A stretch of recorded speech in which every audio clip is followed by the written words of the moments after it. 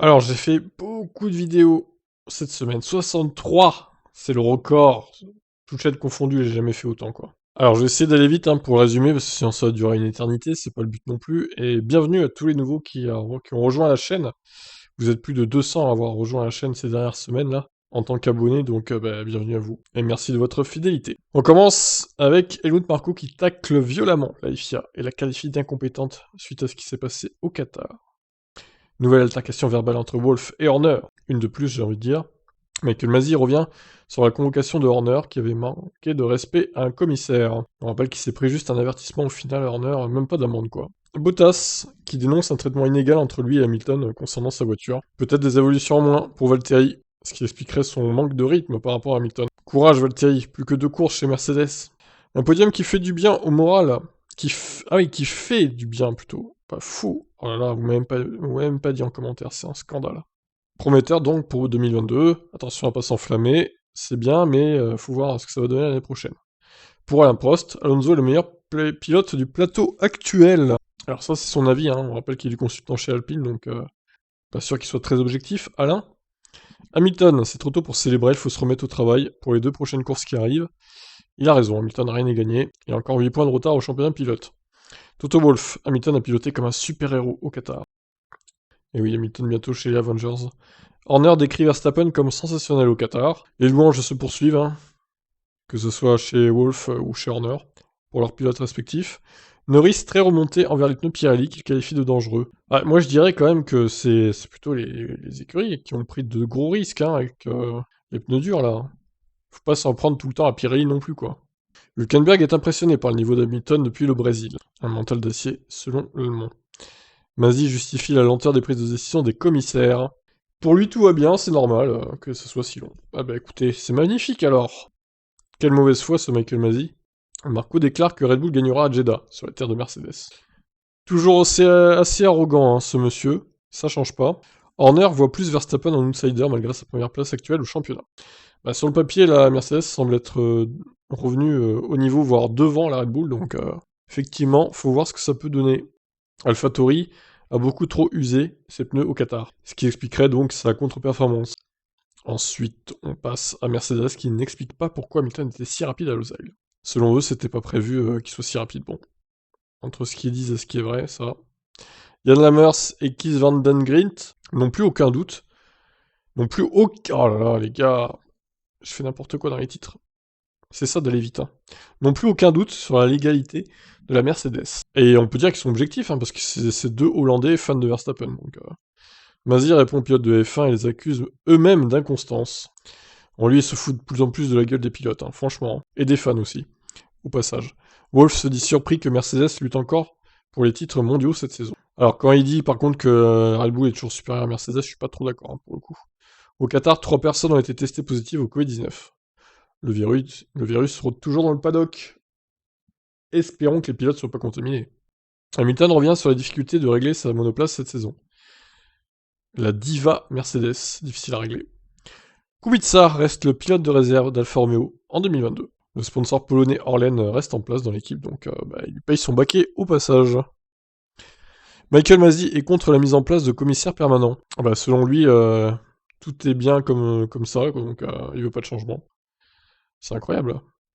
Max Verstappen se contenterait bien d'un seul titre de champion du monde, à la Rosberg. C'est plutôt étonnant ces déclarations, vous avez été surpris aussi dans les commentaires, j'ai vu, en tant que fan de Max. Norris l'a toujours mauvaise concernant sa pénalité en Autriche. Il ressasse le passé, Lando. C'était il y a longtemps l'Autriche quand même. Hein. La pénalité de Verstappen au Qatar pourrait jouer pour le titre, selon Ross Brown. Une pénalité qui aurait pu lui coûter la victoire, peut-être, on ne le saura jamais. Le fils de Niki Lauda tacle Toto Wolff et Horner. Ce sont eux les vrais gamins de cette saison. Franchement, vu ce qui se déclare par presse interposée, oui, on peut le dire. Hein. Un podium au goût étrange pour Alonso au Qatar. Fernando se sentait-il comme un intrus? Gros coup pour Aston Martin qui recrute le chef aéro de Mercedes. Alors ça n'aurait pas d'impact hein, sur la voiture 2022, mais par contre sur la voiture 2023, a priori, ça pourrait avoir un impact. Intéressant. Alonso se voit rester encore 2 ou 3 ans en Formule 1 et parle encore d'Hamilton. Mais il est plus mesuré, donc ça va. Perez n'a aucun problème à aider Verstappen pour le titre. Ça fait partie du jeu et sûrement de son contrat du coup. Marco insiste, Mercedes n'a plus son aileron flexible depuis le changement des tests FIA. Comment il peut le savoir? Il bosse pas chez Mercedes, donc voilà. Red Bull veut définitivement régler son problème d'aileron arrière, qui a été plus un handicap qu'autre chose pour l'écurie autrichienne. Hamilton donne son avis sur la jeune génération en F1 et a hâte de se frotter à Russell, qu'il voit d'ailleurs comme son futur successeur en tant que champion du monde. Possiblement. Hakkinen veut que la FIA gère parfaitement la fin de championnat entre Hamilton et Verstappen. C'est pas gagné, hein.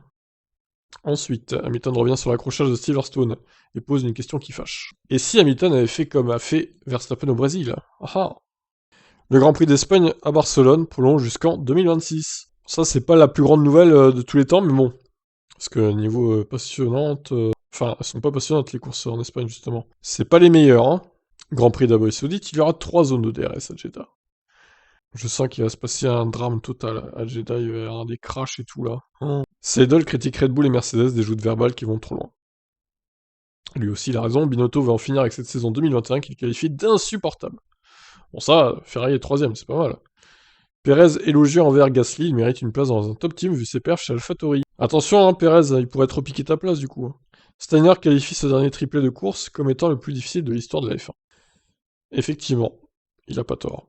Alonso n'a pas de regrets sur sa carrière, il estime avoir eu 3 fois la meilleure voiture du plateau. Très bien, Fernando.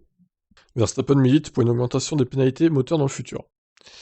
Bah, je suis d'accord, c'est vrai que bon, 10 places ça va, mais il faudrait que ce soit 10 places tout le temps minimum, quoi.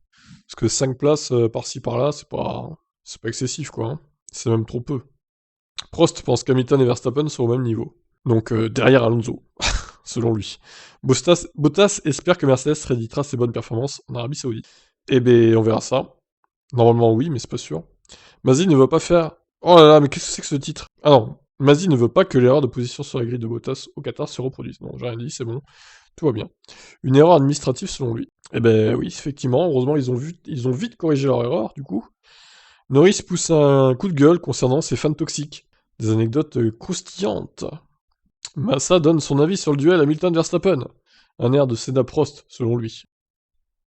Ok, pour ça, Honda met la pression à Red Bull pour optimiser l'intégration du moteur au châssis. Je suis pas sûr qu'il reste encore des progrès à faire de ce côté-là, mais bon, pourquoi pas, hein. Mick Schumacher a pour objectif de devenir champion du monde de F1.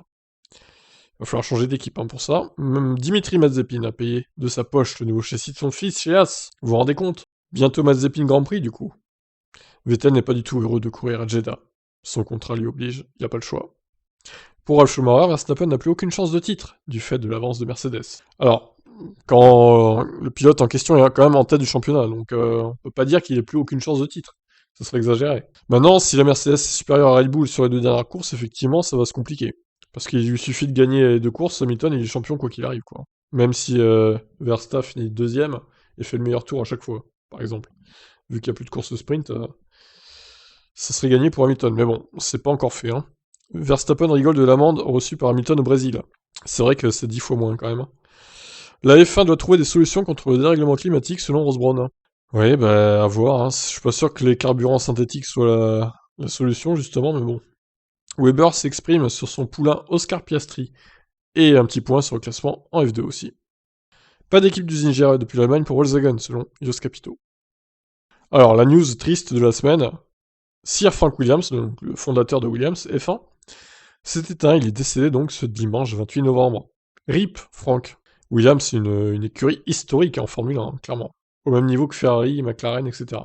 Alonso et Raikkonen dénoncent une F1 fausse et superficielle. Deux anciens équipiers qui montent au créneau. Ensuite, Sainz compare son style de pilotage chez McLaren et chez Ferrari. Il a dû adapter donc son style dans l'écurie italienne. Wolf répond à Bottas concernant le contrat à long terme qui aurait pu l'aider, selon Bottas, hein, du coup. Il n'est pas trop d'accord avec ça, Wolf, il pense que ça va rien changer. Et enfin, on termine avec Jésus. Giovinazzi a eu du soutien venant de nombreux pilotes suite à l'annonce de son départ de la F1.